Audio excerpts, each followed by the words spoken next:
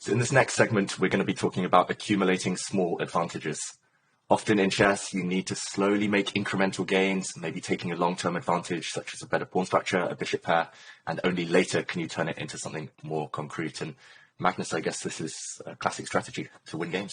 Yeah, for sure. Very often in chess, you have no clear short-term goal. You only have some vague long-term goals, and then you have to try and think of how can I make my opponent make these slight concessions to me that maybe in 20 moves will give them a difficult decision that they might not be able to face. Yeah, so direct attacks, they're overrated. Pick up those small advantages, and we'll show you an example in a moment. So the next game we're going to examine with you guys is one of Magnus's. It's Magnus Carlsen against Bu Xiangzi from Biel in 2007. And Magnus, fond memories about this game? Yeah, it was one of my first real endgame grinds. What I can remember is that I went to this tournament with a couple of buddies of mine who were playing the B tournament. I think to some extent my tournament was a bit affected by the way that by the fact that I didn't have my dad or my coach or anything like that at the tournament, so I was working on my own, and also my sleeping schedule and also eating schedule and so on was a little bit off. So this was played in the first round, and I think what I did is I bought like 1 kilo of Toblerone at the airport, and that was, I think probably I finished the whole a kilo of Toblerone minis. I think I finished the whole thing before the first game against Bu. That was the only thing I ate, and I played a few hundred bullet games. So that was that was my preparation for this game. I can tell you other stories about the tournament. The tournament ended with I lost 2 games in a row to Pelletier and then Van Vele, and then I beat Rajabov in a great game in the last round. Won a tiebreak against Onishuk as well, this was really one of my first big tournaments that I won. But there were many hiccups along the way. For instance, against Motylyov, I was completely lost. I was just blitzing. I had 1 hour left and a lost position, and he had 2 minutes, and then he just made a terrible mistake. He had knight on g3 that was pinned. His king was on h2, had a queen on e5 and a bishop on g7. So he played bishop d6. I took the bishop, and his idea was queen takes g7, king takes g7, followed by knight fork on f5. I was just 2 pawns down for nothing. I was pinned. And then against Grishuk, there was a free day in the open tournament, so I think at 2:05, my friends, they just knocked at my door to see that, just in case I'd overslept. And would you know it, I had overslept, but fortunately I made a draw in that game. Anyway, after this long introduction, let's get to the game against Bu. The Toblerone Gambit. Yeah, which started out pretty normally for him. And Bu, we should mention, a strong Chinese grandmaster. He's also known for maybe his strategic style. He likes his grinds. Yeah, for sure. Although when he knocked me out of the World Cup in 2017, he played in a very combative style, sacrificing pieces as black. So I didn't know so much theory about these sidelines back then. I think what I thought then, and what I basically would think now, is that if people are going to play a passive system like the Schlechter, which is a very decent line, it just doesn't put pressure on you, then I'm fine with that. So white gets a bit more space. White, as we see in this game, gets the bishop pair. And a6, as I remember, I didn't know much about a6. I thought, what is the most natural move? So I just went for b3. And after this, I realized what his idea was, that he was going to swap a pair of knights. And now we get this kind of position that you often get from this reti type of, where white really doesn't have much. The good thing is you can kind of maneuver around forever, right? At all, yeah. So he could also, of course, go a5 here, preventing my plan. But I think, in any case, white doesn't have a whole lot. Leaving black's pawns all on light squares is more aesthetically pleasing. None of this a5 stuff. But I liked your plan of putting the bishop on a5. Yeah. Did you kind of have an overall picture of how you wanted the game to go here, or were you just playing move by move, just improving pieces? I thought it would be useful for me to exchange queens. I don't remember exactly why, but I had this idea that I would exchange queens, and then we'll see whether I'll go for queen side expansion. Probably move a bit on the king side first. Who knows? Pushing pawns on both sides. Try and push pawns on both sides. But I mean, objectively, it's not much. But it's really, really hard for black to play actively. 15 years later, 2022, Magnus, would you still try to swap the queens, or would you want to keep the tension? I would probably play another move than b3. Okay. So even all the way back here. Yeah. So the thing is, after other moves, black can often play bishop g4 and exchange that bishop, but with the extra pair of knights on the board, white normally has a bit more play. Sure. Okay. Anyway, that's the position where you decided. Yeah, I don't think I thought too much about it. I just thought exchange the queens, and then we'll see. And the bishop drops back. Not the ideal square, I guess, but you need to keep the bishops alive. Yeah, I need to keep the bishops alive. If I go to the other diagonal, then I would have to reckon with a4. Maybe then b4 is possible, but I don't think I was feeling too great at this moment for understandable reasons, so I don't think I wanted to calculate those things. Feeling that Toblerone. Yeah. So I thought,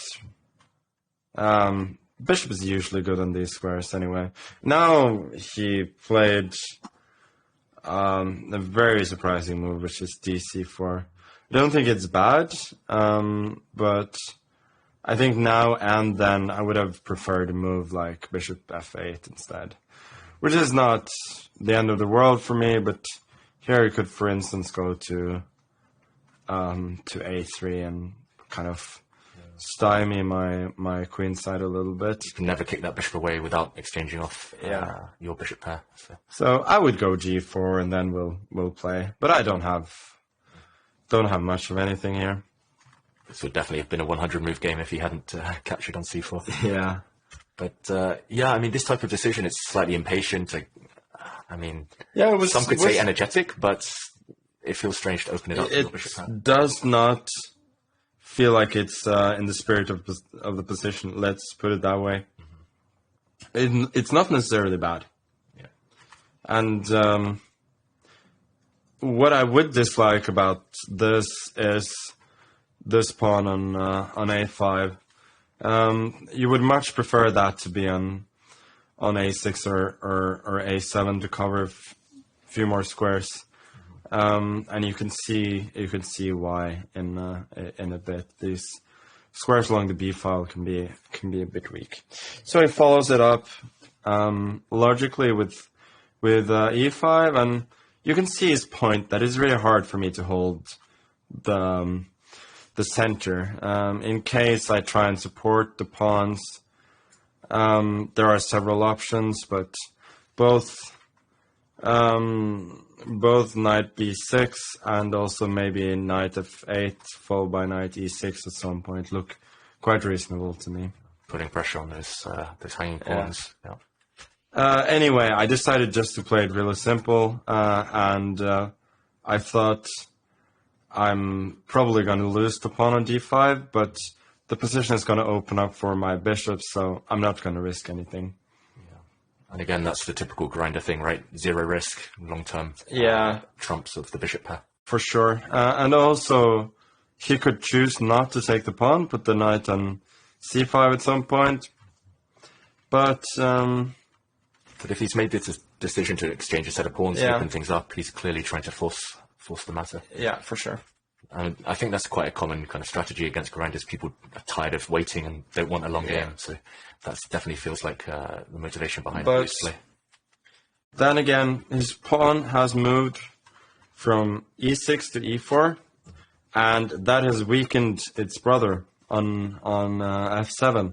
And this I will set about to try and exploit quickly. And also the overextension you mentioned of the black a pawn is really visible here. If black's a5 pawn were back on a7, he's probably fine. Yeah, that's for sure. Anyway, we'll see what happens. I think there were alternatives for both sides, but at least what happens here is fairly logical. And these little tactics like this, keeping the game going, those came very easily for me in those days. Do you think that's another important part of being a grinder, 2-3 move tactics, just to absolutely. For positional, strategic goals? So rook d5, I guess rook d8 was also possible. Regardless, I keep some initiative. And now bishop d1. I remember I was really happy about this one. Those were in kind of my early days of my love for opposite color bishops positions. With rooks on the board. With rooks on the board. I like him with sometimes without rooks on the board as well, but especially here. Yeah, actually, when I was looking for some of your games ahead of this course, I found so many examples of you winning opposite color bishop positions. Yeah. And do you know what is the best bishop? Apart from in this position. Yeah. I mean, yours is pretty good in this position. Yeah. The best bishop. Tell me. No, at grandmaster level at least. Like, I don't know why, but the light squared bishop massively outrates the. It's always the white light square bishop as well. Yeah, the white light square bishop just rules against the dark square bishops. I have no idea why. Yeah, that's weird. I mean, there's 4 bishops at the start of the game. You'd think they with equal opportunities in life, but no. No. Fischer, when I was young, I was playing through so many games by Bob Fischer. He would always win light square bishop against bishop, light square bishop against knight. Yeah. Even when the piece didn't seem so good, it seems to come to life. And yeah, as you show here, this bishop has so many targets. So what is key here as well is it's pretty easy to see that he has to lose a pawn since he has too many weaknesses. Here, f7, e4, and b7, and all mine are all my pawns are defended at the moment, and he can never exchange rooks without losing 2 pawns, which is the key. For instance, rook e8, rook b5. Here, rook e7, you could imagine, would be a nice defense, but then this comes followed by bishop e5, d5, and you would have to think that this is pretty easily winning with this outside pass pawn. You can go and blockade it with bishop a3, but sooner or later the bishop's going to have to move. Yeah, and eventually you can create a pass pawn on the king side, and those two destructions. Yes, should be enough. And, that's almost always enough. So if you were black here, how would you set about trying to defend this? Because as we see in the game, Boo went very passive. Do you think it was just necessity, no other way? Yeah, just to mention another line, which is rook c8, rook g7, could utilize this little trick in order to exchange rooks. But I'll take this pawn first, and I'm still going to be 2 pawns up. It's very clever by black, but connected pass pawns as well there. I don't know what I would do. It's a very, very tough situation. I think I would probably do the same as he did. Try and go rook b6, protect the pawn, and try and force white to take the e4 pawn, as then you can put the rook on e7 or somewhere else on the 7th rank, and you would get good drawing chances. Yeah, maybe we can show this, because a lot of, I think 99% of players might be tempted to go bishop d5, so black king moves and take this, but this would be a practical mistake. Yeah. Allowing black's rook, as you mentioned. Even here, white has very good winning chances. If you keep the rooks on. If you keep the rooks on, because of the extra pawns on the queen side. But there is no reason to go for this. Never rush. This pawn, Grind yeah, never rush, and the activity of the pieces is for the moment more important than the pawn. The pawn is not going to go away. So indeed, don't rush. G4, I'm already forcing him to make a very difficult decision here. He could wait, for instance, with king G7, but then I do go G5, H6. I may take it, take on F7, give him more weak pawns, but I can also just support it. And attacking this pawn in any way by the bishop is going to be very hard. And my goal would be just to go up with the king and capture this pawn, which is hard to deal with. He would have to go with the bishop, but then I'm going to threaten his pawn, force the bishop back. Black can This is really tough. So he finds the only correct move in G5, as you would expect from a very strong player. Now bishop D5, not intending to take the pawn. Again, the black rook suddenly gets out of jail. So instead, improve the west face. Instead improve the king a little bit. Improve the pawn. Now I'm introducing ideas of rook c7 followed by a5. So I do introduce some tactical motives. I do take away the anchor for the bishop on b3, but I figured that the tactics were more important, and I set about trying to exploit them immediately. So big threat of a5 in that last position. Black's bishop had to move. Yeah. And now he decided finally to grab the pawn. Yeah, and once again, as a grinder, you're often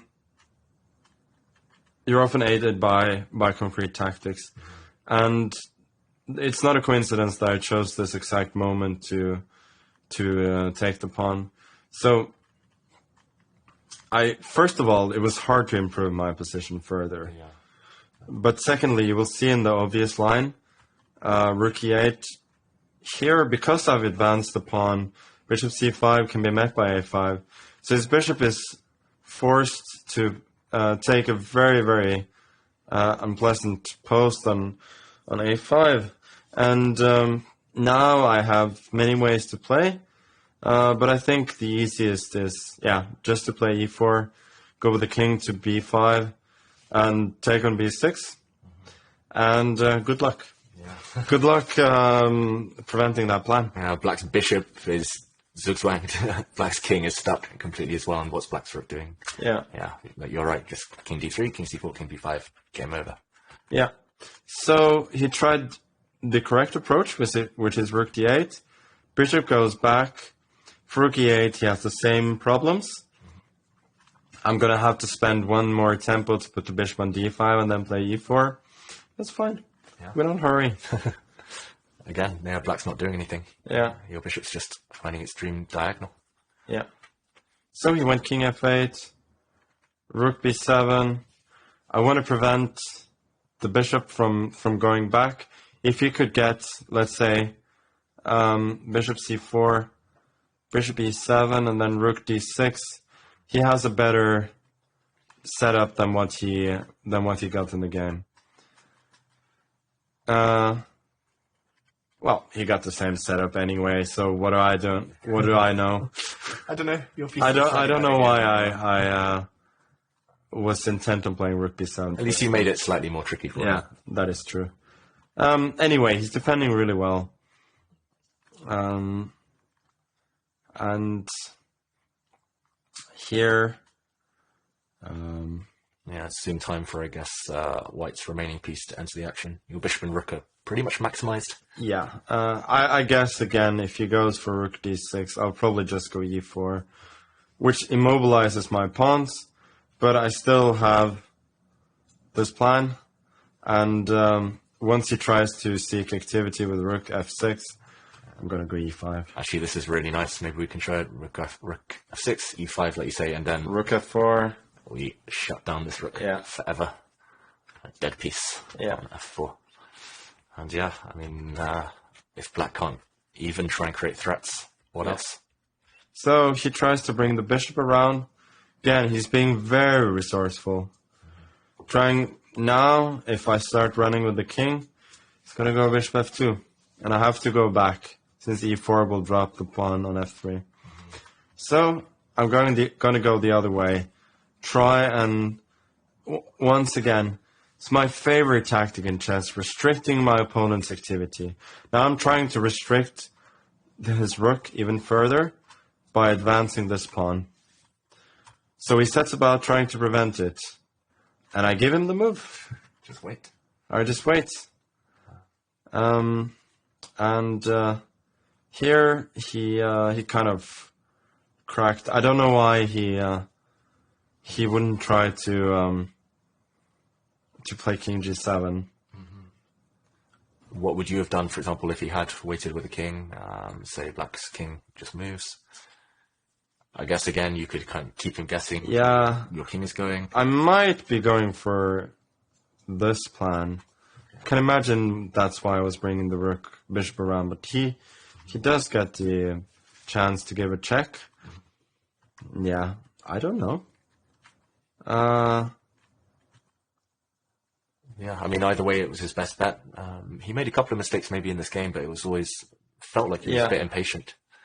Yeah, no, he's been defending really well for a long time now, but I don't know why he allowed f4.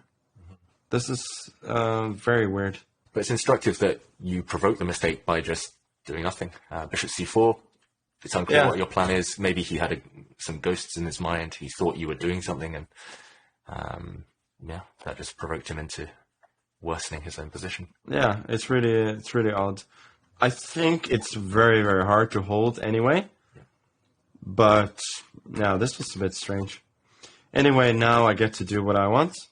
I exchange more pawns, but this pawn on f5 is really going to restrict his rook, and then I come back to the plan I talked about earlier, bring the king around to b5, bishop to c6, and sack the exchange. Yeah, and again, it's always two weaknesses, right? I mean, black has a pawn minority, a disadvantage on the king side, and then also b6 is the second weakness that's going to cost him the game. Yeah. And indeed, he's got everything protected, but you often see in this opposite color bishop endings that it's not enough. You can break through nevertheless. So he goes h5, which is good. Trying to exchange as many pawns as possible. I go bishop e6. Flashy. Just cutting off the rook on the 6th rank. Yeah. Don't know what the point was. I think it just sets some traps, right? Threatening g5 in some positions, trapping his rook. Oh, and so, eventually I came back to the same position.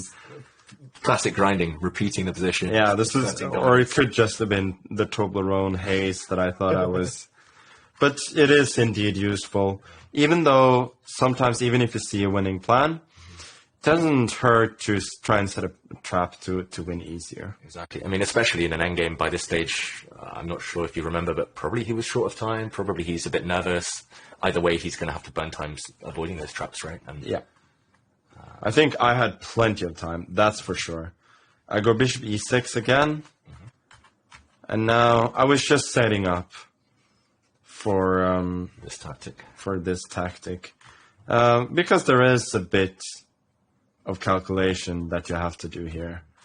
So while you were repeating, you were maybe calculating, saving time. And this is one thing I noticed about opposite color bishop games. The breakthrough, the winning idea always happens on the opponent's color complex. So here you sacrifice on a dark square just to negate his dark square bishop, and the a pawn should win. Yeah, if he captures the rook, easy. You only have to be sure that you can retain the pawn on f5. And this, I think, is done fairly easily. For rook f5, there is bishop d7. And if, for instance, rook h6, the easiest, I think, is just a7, rook h8, bishop d7, protecting this pawn on f5. and then king b7 next, followed by bishop c8, or just promoting. There's just nothing black can do. Yeah, black's king is far, far offside. Yeah. So yeah, I mean, in the game, I thought he found a more tenacious defense. He did find a more tenacious defense. So he went for king g5. Yeah, king g4, bishop d7 is an automatic win. However way he exchanges, my pawn is gonna queen, and he will have to give up his remaining piece for it, be that a rook or a bishop. Yeah, quite similar to the last variation. Yeah. Bishop d7, very nice. So Yeah. you didn't take on g4. You tried to save a move. Yeah. Yeah, got his rook active. he got his rook active. Now rook b7, again, an important move, keeping 2 extra pawns. And as I remember in the game, I was still not 100% sure that I would win, since you always have to be wary of ideas of getting into a rook and bishop versus rook. But fortunately, I have decent control, and I remember I was really happy about rook d7. Just bringing the rook to a bit of a better square. I think I was worried in case I go a6, for instance. Rook d1, the rook feels a little bit funny on f7. Yeah, now you have to deal with some really annoying checks from behind. So I decided just to bring the rook around. Black can never exchange rooks when the pawns are this far apart. So he moves away. Yeah. Yeah, if the rooks come off, one pawn will win the black bishop and the other pawn will promote later. Yeah, so now the rook is on a better square. Most of all, the bishop is going to go to d3. The bishop's going to go to d3. My pawn is going to go to a6. And both of these pawns are going to be defended by the bishop. Which is... That's the dream. yeah, really. I remember I was so pleased with myself at this point. Control. Yeah, maximum control. So smooth. Yeah, really, it didn't used to be my style, but this is... That's risky, right, when we're too happy with ourselves, you know. We've got yeah, but in this case, you know your position is winning, and you just want to make sure... You don't want to win quickly. You just want to win without allowing any counterplay whatsoever. If you've learned anything, grinding 101, the school of grinding, don't win quickly. Just take your time and control everything. Yeah. So he goes pretty desperately rook h8. He cannot even bring his rook around because my bishop is going to protect the king from from any checks. It's not going to allow the rook to go to b1 ever. So he goes the other way. Now I just start running with the king. Rook e7. Yeah, I guess I could have gone for bishop d3, keeping everything under control. But I think at this point I saw a fairly direct win, just keeping the bishop on e4 for the moment. And I brought my king back, which is okay. No hurry. Now the bishop comes to d4, maybe with the threat sometimes of rook e4. Maybe a7 is a threat as well. So he goes bishop c5, rook e6. Don't know why I had put my king on such a passive square, but I don't think it matters. At least you're safe from any checks. And Yeah. everything else, I mean, everything protects each other here, right? That's Yeah. also That is true. I don't think I had any time trouble, but if it was me, I'd be on 30 seconds, or I would have been for the last 50 moves. But it always helps to have a bit of this time. felt very safe. Yeah, the rook, he brings the rook around again, desperately, and there was no need for my next move, but it feels nice. So on f7, and this was the end of the game. He resigned. Rook e6, a7, and one of them promotes. My king is very safe, protected by the bishop. There are just no tricks whatsoever. You can't even go rook d6, attacking the bishop, because f8 queens with a check. And rook e3, what would you do? Would you play A8? Probably I would if I had 30 seconds left, but you can also maybe just defend your bishop. I would do this. Yeah. Not Everything even, again. not even a single chance for a rook against bishop or any nonsense like that. So Oh, this is nice, no checks at all, and the queen coming next. So he resigned after f7, knowing that there was no chance. I think mostly this was a really good grind. And I think Wu made some instructive mistakes early, and also then not being patient, allowing f4. But overall, he defended pretty well. Yeah. So for me as a 16-year-old, I think this was pretty good. Yeah, 84 moves, nicely controlled. Yeah. And that's the key. It can be a 40 move win, it can be a 100 move win, but if you keep everything protected, it must have been a nice feeling. Yeah. All that Toblerone paid off. It did, indeed. It really did. Okay, we'll see you in the next game. The next game is another of Magnus's wins, and this time it's against the Norwegian number 2, Arian Tari. And Magnus, this was quite a recent game, played in 2021. Do you have, what were your feelings during this game? What was the course of the game like? Was it always destined to be a long grind? Yeah, so actually Norway Chess 2021, that was a return to the roots for me.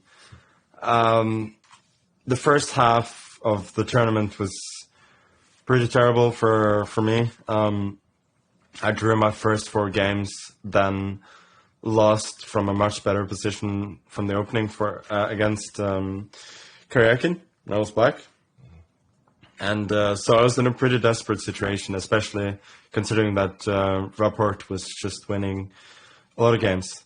So this game against Arian came off a win against Furusha in the previous game from a very tricky bishop ending. And so here against Arian, I knew that I had to play for a win. I just didn't know how.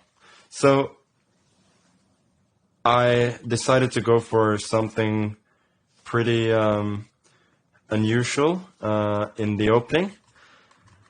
I went for this line with bishop knight a5, which, just to show, is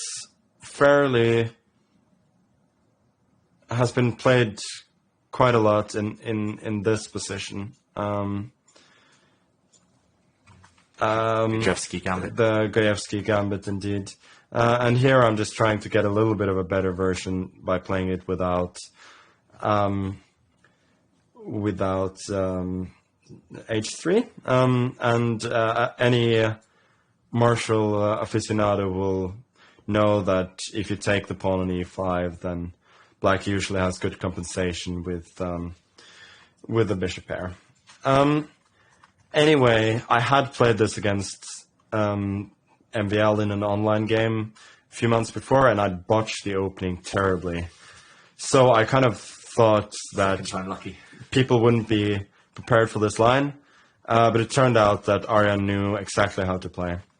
So this is definitely a very good way to play for white. And the funny thing is that this position is also something you can get from the Gajewski Gambit, but then, white would be to move on this position. And so Arian just played h3, which is still a very good move. And even with an extra tempo, black cannot do much, which is not surprising considering that the pieces are slightly misplaced. Yeah, black has a knight on the edge of the board. Black's e4 pawn potentially vulnerable. Yeah, I'll tell you briefly what happened in the game against MVL. I just forgot my prep very early. I played bishop b7, I think, and then knight e2 was just a pawn down. I think I miraculously saved the game still, but that was not good. So he went for this. I think I thought for rook c8 and rook e8. I thought for so long. I think I thought for like I don't know, at least more than an hour, maybe 1 hour 10 total on these two moves. I was commentating with Judith Polgar, and we were checking to make sure there was no technical delay or something up. The thing is, I needed to win this game, so I was trying to find winning chances. And these moves are the best, by the way, Rook C8 and Rook E8. I think they're by far the best. And you knew that, or was it like a psychological? Yeah, no, I didn't really know it. Okay. But I felt that they should be the best. I just I really didn't want to play those moves because I thought they would lead to a slightly better position without much risk for white. Is that a tricky thing? I mean, players of all levels complain about this, but especially at the top level, playing for a win with black in situations like this where you really need to kind of get going. Here you not quite a must-win situation, but you really want to win. Is that why you chose maybe an opening like this, or would you normally recommend maybe something with more tension? It's a very tricky situation. Well, first of all, against a strong and also very well-prepared opponent as Aryan, it's not easy to get winning chances as black, first of all. But also you have to try and find something that you can be like half comfortable playing. Like if you play complicated lines just to play something complicated and you don't feel at home playing them, that can be very, very dangerous. And what can I say? It's always hard to play for a win as black, and I don't really know the answer. I think sometimes I, as others, make the mistake of choosing something a bit familiar, and you're probably foregoing some equity by doing that sometimes, but it really isn't easy. No surprise, but you're in your comfort zone. Yeah. I'll just tell you briefly. I think what I was worried about was I believe DC5 here, and then knight G4, I think. Okay. Undermining one of the defenders of the E4 pawn? Yeah. And I think regardless of what I do, I'm always a bit worse. I think one of the best lines I have is like this. But here I'm stuck defending the pawn on E4, and realistically, I can never get winning chances. Yeah, white could do some grinding, maybe. So this means that I was so happy to see knight G4, which is a good move. It's just not the most testing. But it allows you some fun, keeps a bit more tension than the other line where we saw everything fly off the board. Yeah. So here he plays quite correctly. There were other choices as well. Like I think knight E4 was an option, but they're not better for white. So he plays correctly, or one of the correct lines. So I take. Always look for these little tactics. If bishop C3 takes, I would be a bit worse. Maybe we can show this. Yeah. You'd be a bit worse here, even after regaining your pawn, because I guess white can hit. Yeah, he can play D5, and his coordination is perfect. Yeah. So by taking with the rook instead, utilizing this little combination, I managed to create some disharmony in his position. Anyway, he goes for rook E2, which is quite correct. I take on A1 and rook A1. So after all this, I've equalized. But he's also done well. He steered the game towards a position which is objectively pretty equal. Yeah. And less material remaining on the board. Less material remaining on the board. And here, I was getting a little bit desperate. Okay, already. So you didn't estimate your winning chances as very high? No, not really. So I went knight C4. And what was your thought process in general? I mean, there is some small imbalance. I mean, I'm especially looking at this kind of poor majority 2 versus 1 over here. Were you playing for something like that, or was you just calculating? Yeah, no, that's my only real hope is the majority on the queen side, and white having more pawn islands, 2 isolated pawns. but realistically, it's nothing. And here I was thinking for a bit here as well about these moves, and finally I decided to go for knight d6, which frankly I've gone in recent years. I've unfortunately gone a bit away from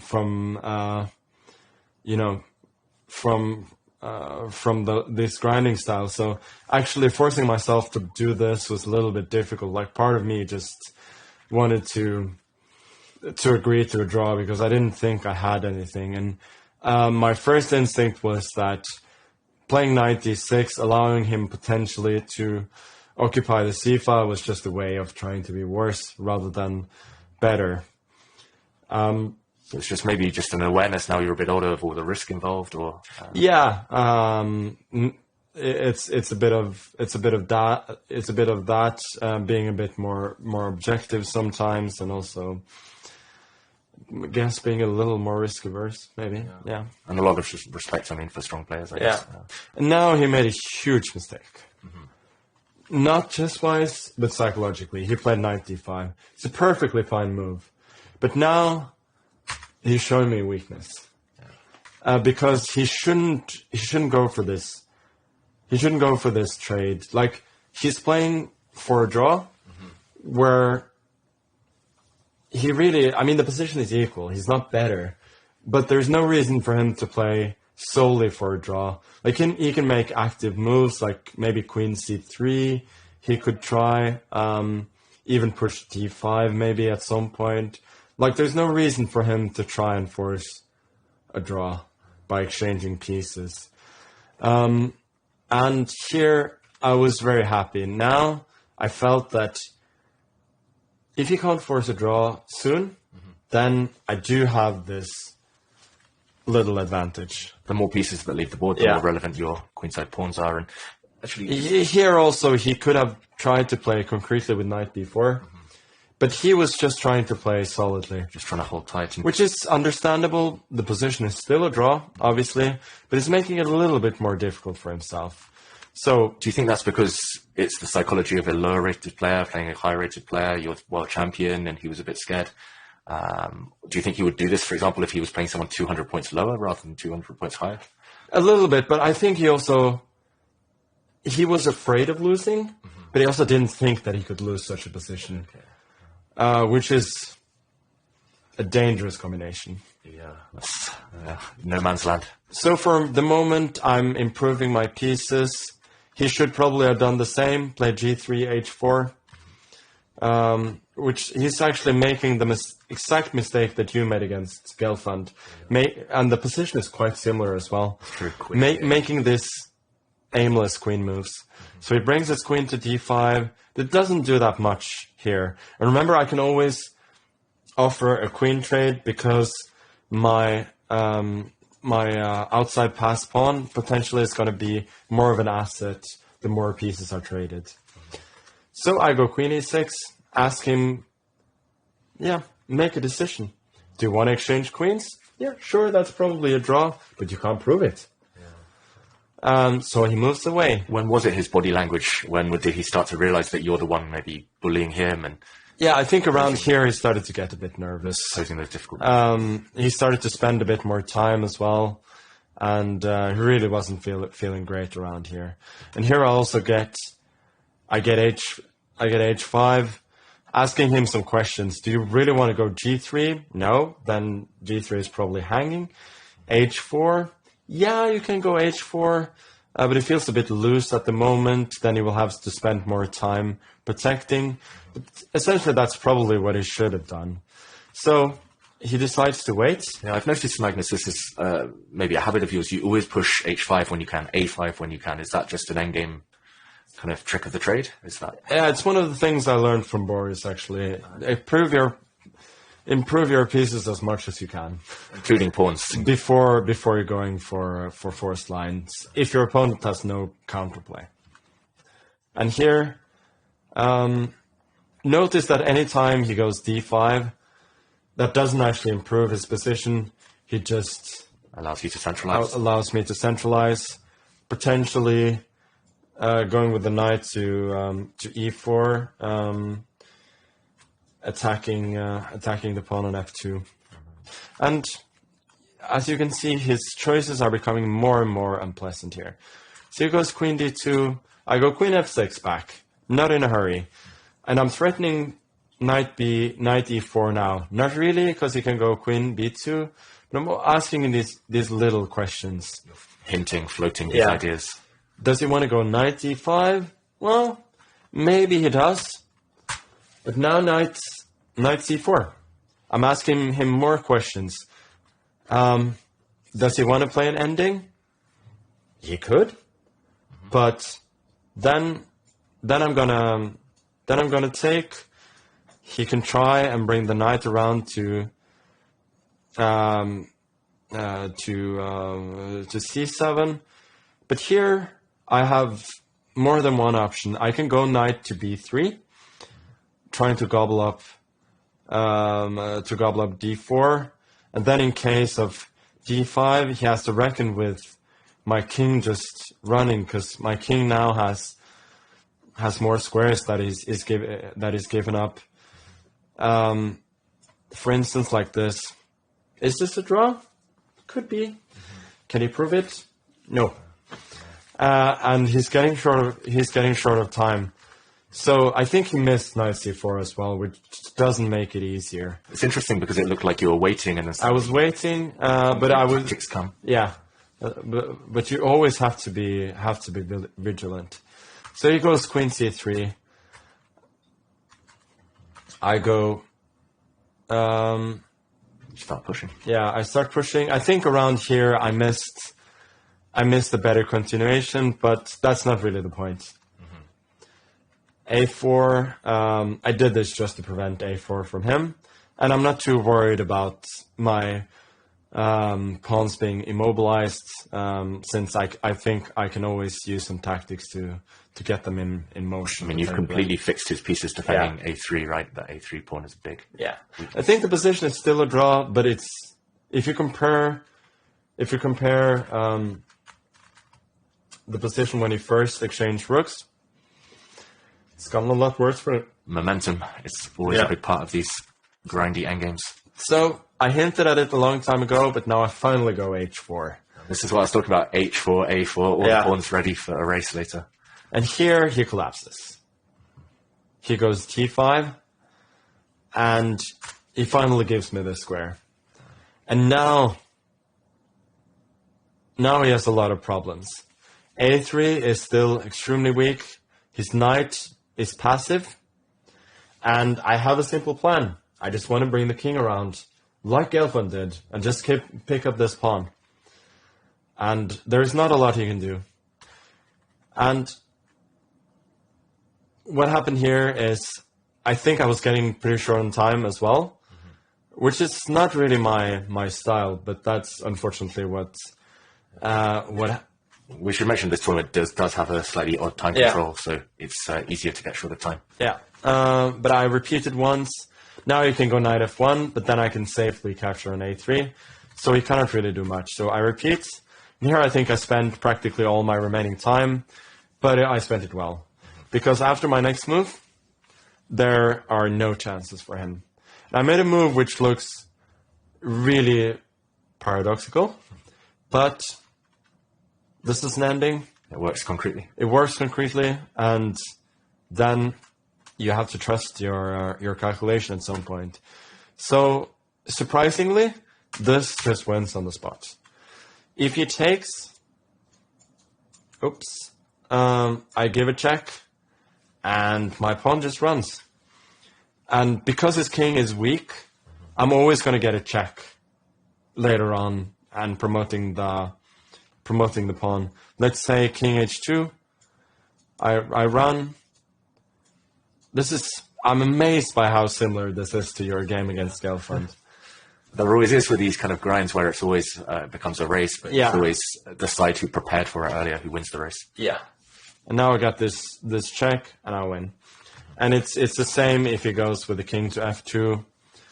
He's gonna be a hit with a check here as well. This time on f6, and then here mates into, which there usually is. Also queen f to d1 was made, which there usually is when you queen simultaneously and you give the first check. So yeah, I remember his frustration looking at this. He realized. Yeah, he realized now that there's just no way. So he goes for d6. Now he is technically queening first, but it doesn't matter. And just look at how safe my king is on this diagonal. It's a useful motive to remember. The queen protecting the pawns on the long diagonal is extremely strong. So we went for d8. I took a1. Took this pawn. Doesn't matter what he do. I'm going to promote regardless. And here, I'm going to play it very safe. I'm going to play queen b2. That's a pre-move, basically. Queen b2. Against anything, yeah. Queen b2 and a2, a1. And so he resigned. Yeah, he resigned. And he really didn't do much wrong in this game. But he just played a little bit too passively. He didn't improve his kingside pawns when he should have. And meaning his king was always exposed, right? Yeah, his king was indeed exposed, and you could see that at the end. The h4 pawn could be weak, but it's also a major distraction for him, and it turned out to be part of the decisive theme. Yeah, and one thing I've noticed as well from watching these games of yours is that actually just the patience required, it always seems to provoke a mistake. The two mistakes you mentioned, you highlighted there. I mean, one of them was a bit later on, but the first one, impatience, trying to rush trading on your terms, exchanging off the rooks on your terms. But also, if we fast forward, impatience again, rather than sitting still, maybe he can still hold. It won't be easy, but pushing. Actually, 95 was a mistake twice, because it was a mistake here as well. At least practically speaking, it was a mistake. But yeah, but it's very hard. It's very hard when, as I said earlier, when you go from feeling that you have 5 moves that make a draw, at some point you have only a few, and your opponent is making these unexpected threats that may not even be threats. But as long as your opponent is making them and you constantly have to respond, it takes energy. It's like giving them an exam. Give them more questions to answer, and it's more likely they'll get one wrong. Yeah. Yeah. You saw it here. Great game. Great endgame grind.